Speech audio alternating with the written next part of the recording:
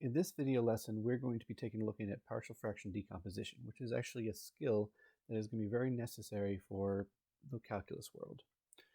To introduce it, I just want to kind of give you a background to why this is going to be important. So in the past, we've seen problems like this, where we have to add rational expressions. We find the common denominator, we multiply top and bottom by what's missing, combine them, and we get our final fraction as one fraction. So in the past, we've done that. We've added two rational expressions to get one rational expression. What we're going to do in today's video is we're going to essentially decompose this and work backwards. Just like multiplication is the reverse of factoring, partial fraction decomposition is the reverse of addition of two rational expressions. And it turns out that it's easier to work with this kind of expression in calculus than it is with this. Okay, just another example. If I have three rational expressions being combined with addition and subtraction, then I would find common denominators. I would get common numerator, and then I would simplify it to one fraction. So we've done that in the past. Likewise, in this last example, before we get to the actual problems, we have something that isn't maybe a rational expression, but really you can think about it as over 1, and it still is rational, but we can combine it into one fraction still, and then we are going to be able to find ways of working backwards to get to here. So that's the goal of this lesson, is to really find ways to take something that is one fraction, one rational expression, and decompose it into the sum or difference of several different fractions. So let's go ahead and get started. Look at number 1. So for number 1, we're going to be asked to decompose this following fraction. So again, we want to separate this into a sum or difference of fractions. What we're going to do in these problems is we're going to look at the denominator. We're going to look at the factors of those denominators, and I will give you all denominators that will factor. So if I factor x squared minus 2x minus 8, I have a factor of x minus 4. So I'm just going to write that underneath here. X minus 4 and x plus 2. What I need to do is find out the number that goes on the numerator of each of these factors. And today we're just going to be dealing with linear factors, by the way. Day 2 we'll look at quadratic factors. So I have to find some number a, which is going to be the numerator of the fraction with x minus 4 in the denominator. And I have to find some number b, that is the numerator of the fraction of x plus 2 in the denominator. So I'm going to decompose this fraction into the sum of these two fractions, because these are the two factors. To do that, what I'm going to do is I'm going to multiply both sides by this common denominator, which will essentially cancel all the fractions and leave us with just integers on the top. And I'm going to eventually use systems of equations. So I'm going to multiply both sides by x minus 4x plus 2. And this one, just be careful, I'm going to write it out with brackets, x minus 4x plus 2.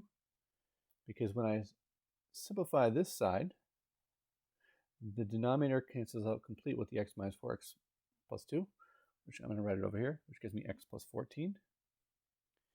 When I multiply this through to this first one, the x minus 4's cancel, leaving a times x plus 2. Multiply it to the second fraction, the x plus 2's cancel, leaving me with b times x minus 4. This is going to be much easier to deal with. What I'm going to do from this point forward is I'm not going to touch anything on the left side. I'm going to keep the left side exactly the same. What I'm going to do is change the right side so it looks like the left side. What do I mean by that? Well, let's go ahead and distribute the a and the b through. So I get ax plus 2a plus bx minus 4b. Now if I look at the right side, I have a bunch of x terms, which I have an x term on the left side, which by the way has a coefficient of 1. And I have a bunch of, these are going to be number terms. Even though there's a variable here, these will eventually become numbers. So the 2a and the minus 4b is going to be a 14. So what I'm going to do is I'm going to group all the x terms together, and that is ax plus bx. So I'm going to write that as a plus b x. And I'm going to group all the number terms together, 2a minus 4b. Notice here I have 2 spots here and 2 spots here, and I have 2 variables. So really what I have here is a system of 2 by 2 equations, and that's why we learned that lesson in 8.1, so we can get to this kind of problem. So if I look at this a plus b, that must give me a 1. The 2a minus 4b must give me a 14. So what I really have here is a system of equations that I'm solving. A plus b must be 1, and 2a minus 4b must be 14. Now we can use any of the methods that we saw before. Okay, so I'm going to go and use various methods in this video just to give you examples for each of these. I'm going to use the elimination method here because it looks like the b's can cancel out very easily. Now be careful. We've been labeling equations as a and b, but now we have a's and b's in our equations for this type of a problem, so I'm going to use maybe x and y. So if I take 4 times x and add it to y, that'll eliminate the b's. 4x plus y. So that means we have 4a plus 4b is equal to 4. Y stays the same. 2a minus 4b is equal to 14. Combine those, the b's cancel. 6a is equal to 18, which means a is going to be 3. To solve for b, I would probably use x. This looks like the easiest one to use. So using x, a plus b must be 1. So that means that 3 plus b has to be 1, or b is going to be negative 2. So our partial fraction decomposition for this first rational expression, since we set it up in a form like this, we would have 3 over x minus 4. Now it says negative 2, so you could do plus negative 2 over x plus 2, or you could do minus 2 over x plus 2. I personally prefer this way just because it's easier for me, but you could do a plus, a negative, and that's perfectly fine. Okay. Now just a note about these problems, I could have done x plus 2 first and an x minus 4 second in this. In that case, my a would have been negative 2 and my b would have been 3, because you'll still end up with the same rational decomposition. So that is number 1. Okay, let's look at another example. Decompose this following fraction. So this one, I actually set it up in factored form for you. So we have 3 factors, which means we're going to have a over 2x minus 1 plus b over x plus 2 plus c over x minus 2. 3 variables, we're probably going to have a 3 by 3 system of equations. Let's see what we get. Let's follow the same steps as above. I'm going to multiply both sides essentially by this denominator, which leaves the top numerator exactly the same. 9x squared minus 9x plus 6. Now, what is a being multiplied by if I multiply by this entire thing? Well, the 2x minus 1 will cancel, so I'm left with x plus 2, x minus 2.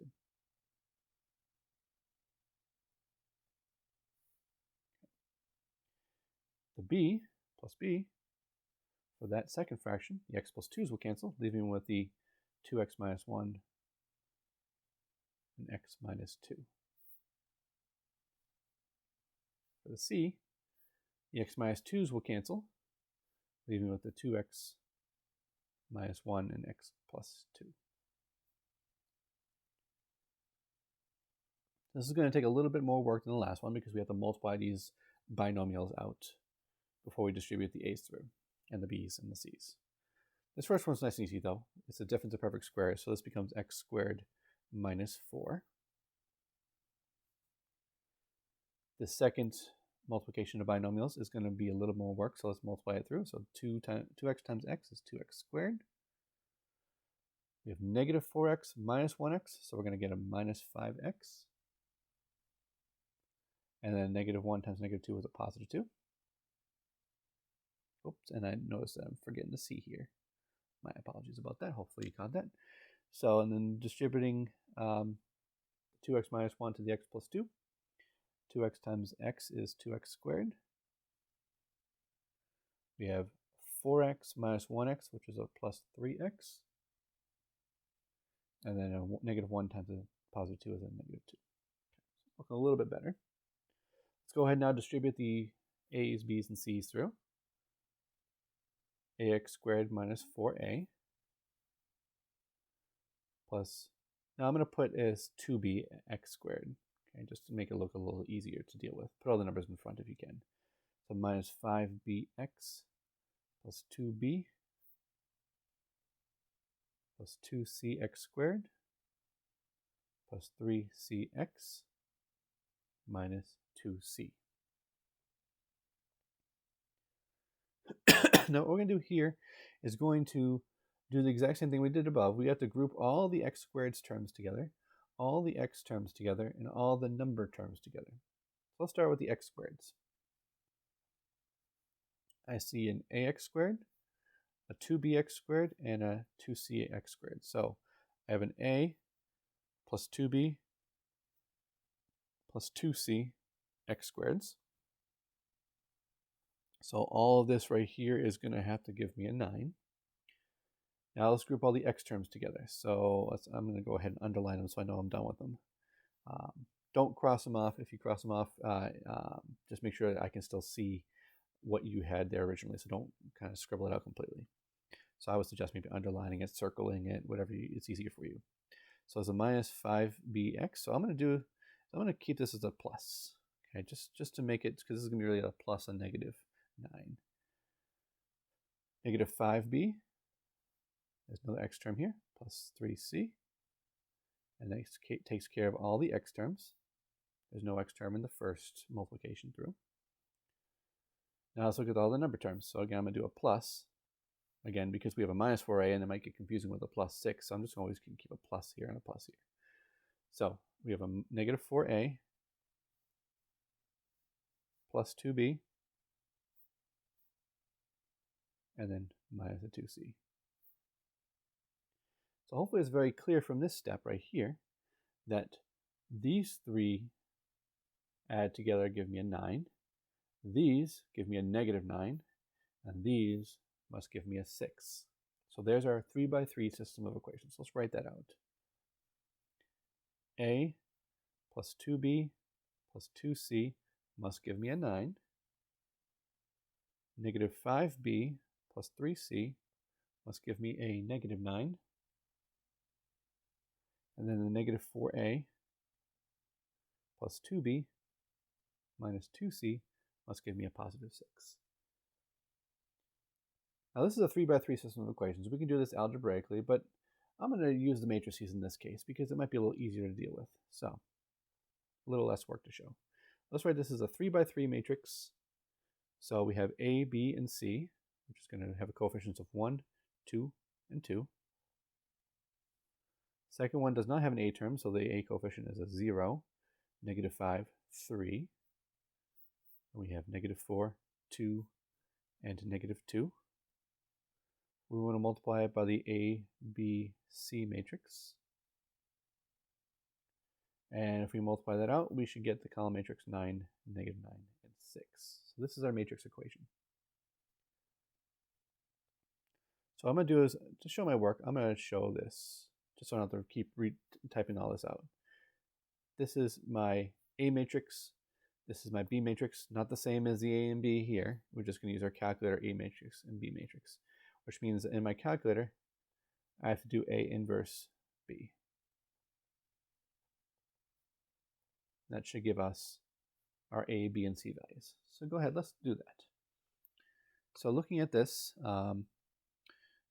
second matrix, hopefully you can see that's good. And then I'm going to do a 3x3 matrix. I'm going to type in 1, 2, 2, 0, negative 5, 3, negative 4, 2, negative 2. Okay, let's double check that, make sure it looks good. And it does. So I'm going to go second matrix, go over to edit, go down to matrix 2. I'm going to make this a 3x1 and put in 9, negative 9, and 6. Second matrix. And actually I'm going to quit, second quit. And then I'm going to now go back into second matrix A. Remember, you have to quit out of it before you actually do the matrix operations. A, x to the negative 1. Go back into the names matrix B.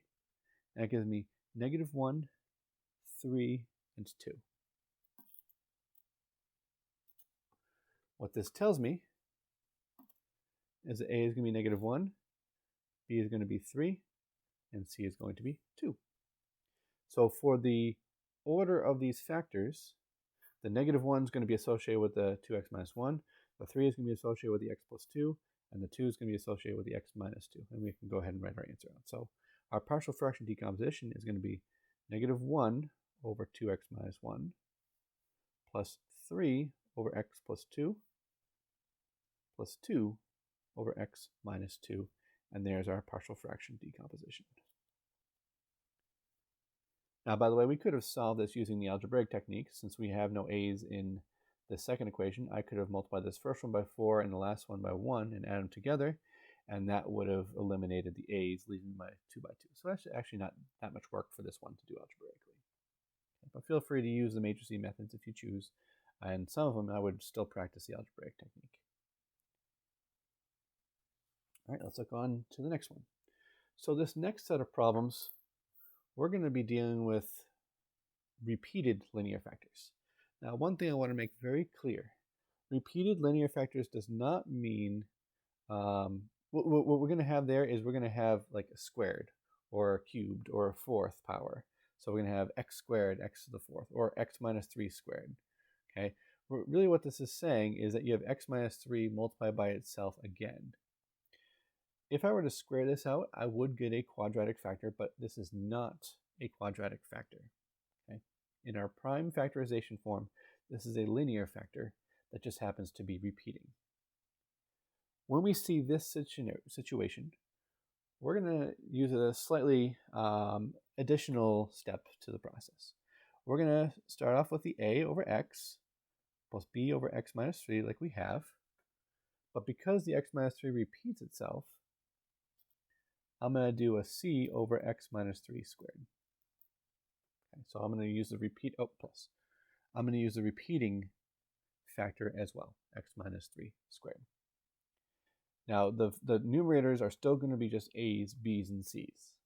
And tomorrow's lesson, or the next lesson, we are going to be focusing on what happens when you actually have a quadratic factor and what those look like. But for now, we're just dealing with linear factors, so get used to this technique. Okay. Now, notice there is another factor. If I did x times x minus 3, x squared minus 3x is a factor, but I'm only dealing with the prime factorizations of this. Okay. All right, so let's go ahead and multiply this out. See what we get. Now we have 3 variables, so we're probably going to have a 3 by 3 system of equations. So let's see what we get for this one. All right, so if I multiply both sides by the common denominator, I'm left with the x minus 18. Now, if I'm multiplying this first fraction by the common denominator, then the x will cancel, leaving with x minus 3 quantity squared.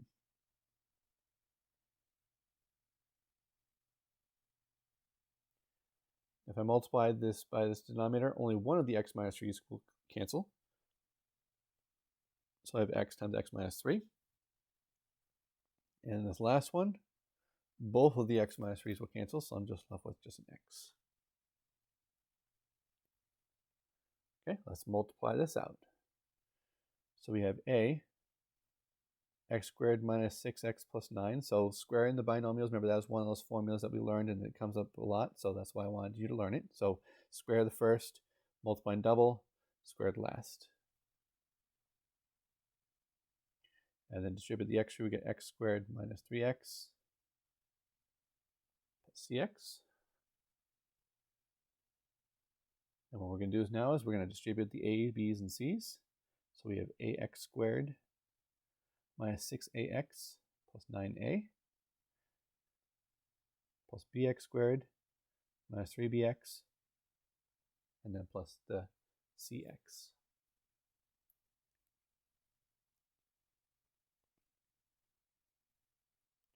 All right, now let's group all the, now in this case, we have x squareds, x terms, and number terms. And notice on the left side, we don't have an x squared, but we really do. It just is a coefficient of 0. Okay, so if there's a term on this right side that doesn't appear on the left side, it's going to be equal to 0 when we combine all the like terms. Okay. So we have an ax squared and a bx squared. So a plus b x squared, if you group all the x squareds together, plus negative 6a, 9a, and, negative 6a, negative 3b, and c.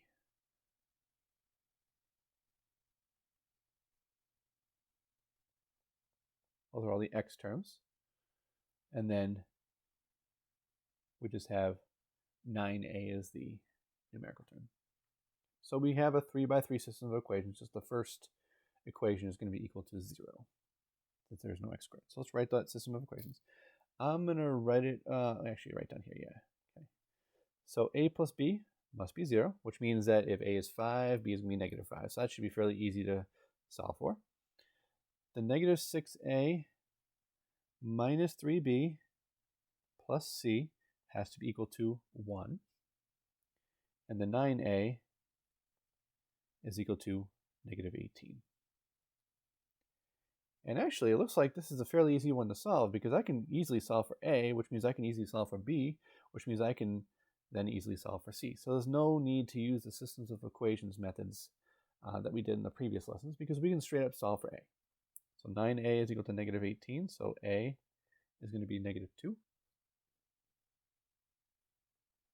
A plus b must be 0. So negative 2 plus b must be 0.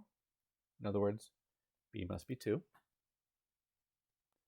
And then negative 6a minus 3b plus c is equal to 1. So we can solve that for c.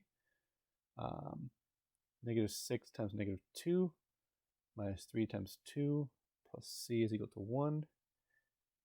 12 minus 6 plus c is equal to 1. Which gives me 6 plus c is equal to 1, which means c is equal to negative 5. So notice if you can straight up solve it the way we did in number 3 here, there's no need to go through the work to do matrices in the calculator. There's no need to find an elimination of variables, right? Okay, so just go ahead and solve it.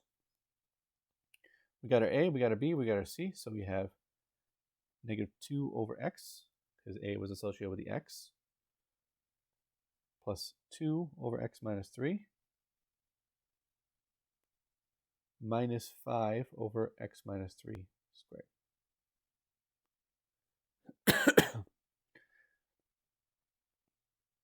Alrighty. Let's look at another example. Number 4. We're going to decompose this one. So again, we have repeated linear factors, because this factor x minus 1 is linear.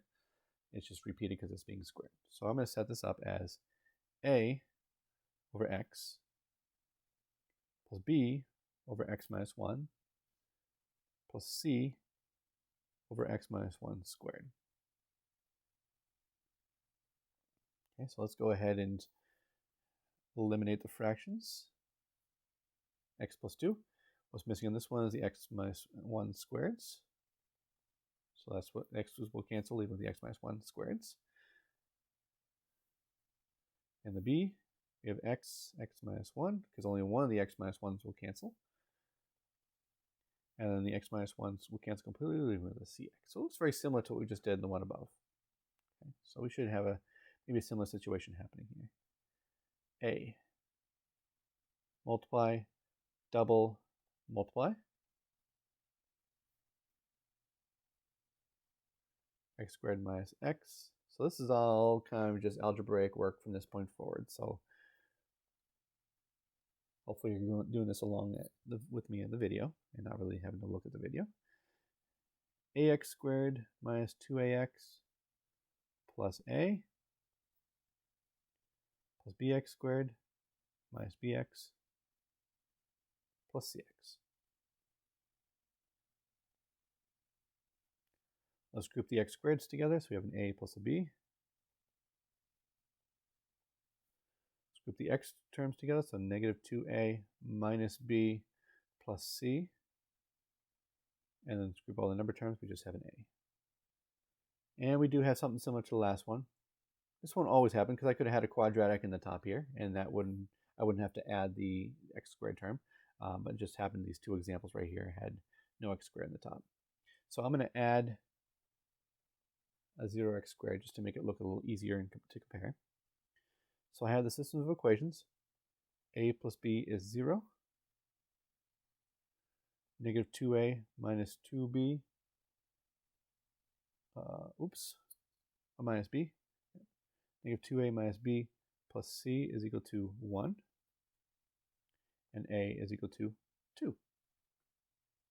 Again, this is one that's very easy to solve because I already have one solution. A is 2. So using the first equation, that means that b must be negative 2.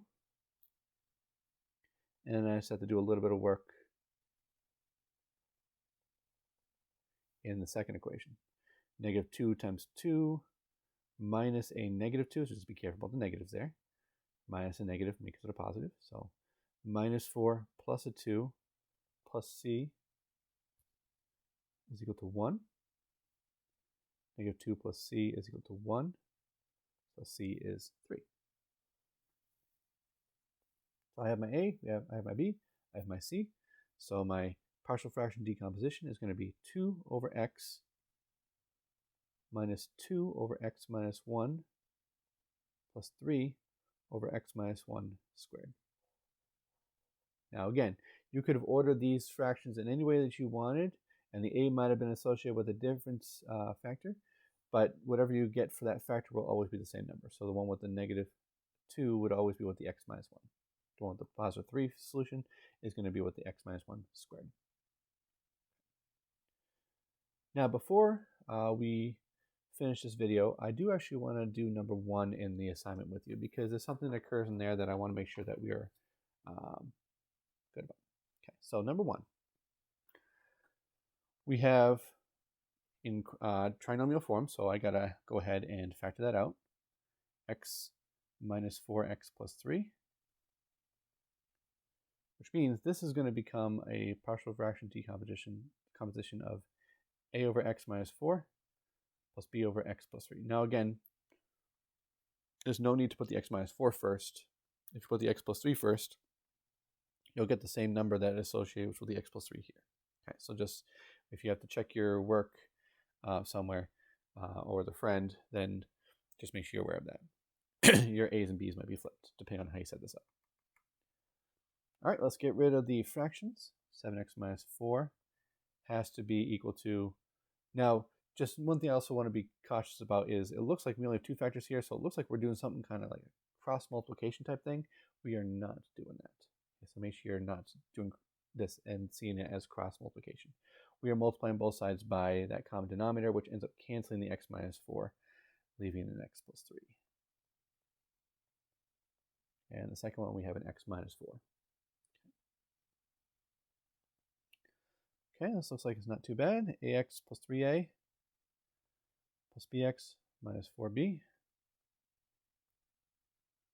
which means I have a plus b x's and 3a minus 4b for the number term, which gives me the system of equations.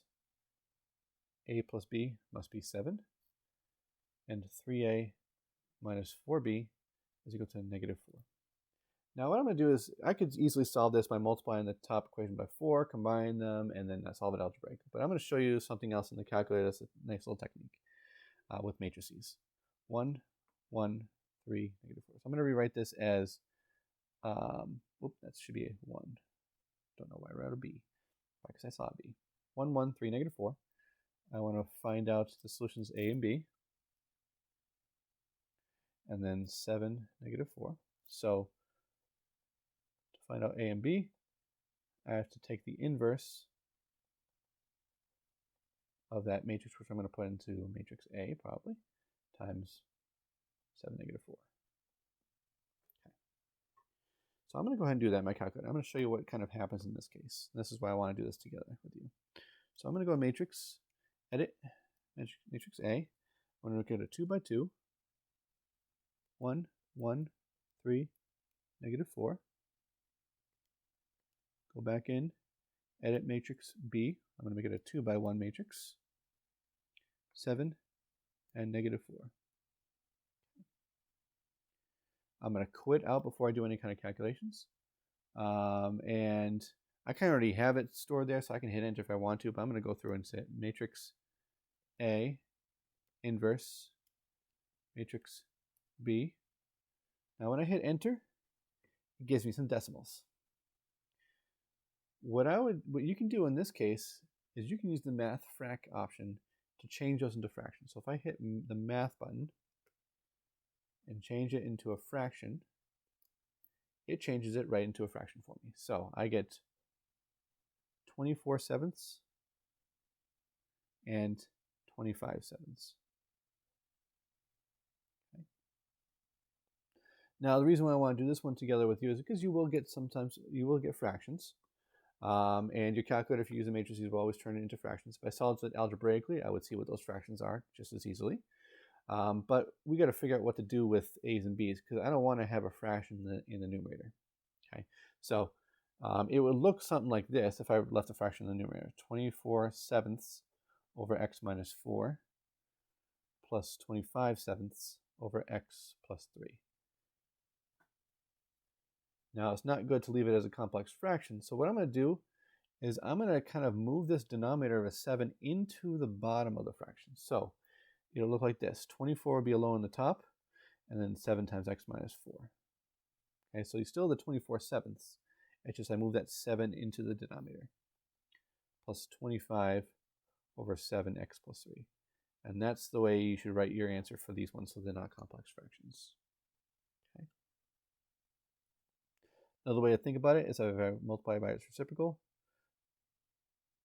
this gets multiplied by the reciprocal of x minus 4. There's another way to see why it becomes 7 at the bottom. Okay. All right, so that is this lesson. Tomorrow I want you to focus on working on number 2 and the rest of this packet. And then again, pop into office hours if you have any questions. Thank you.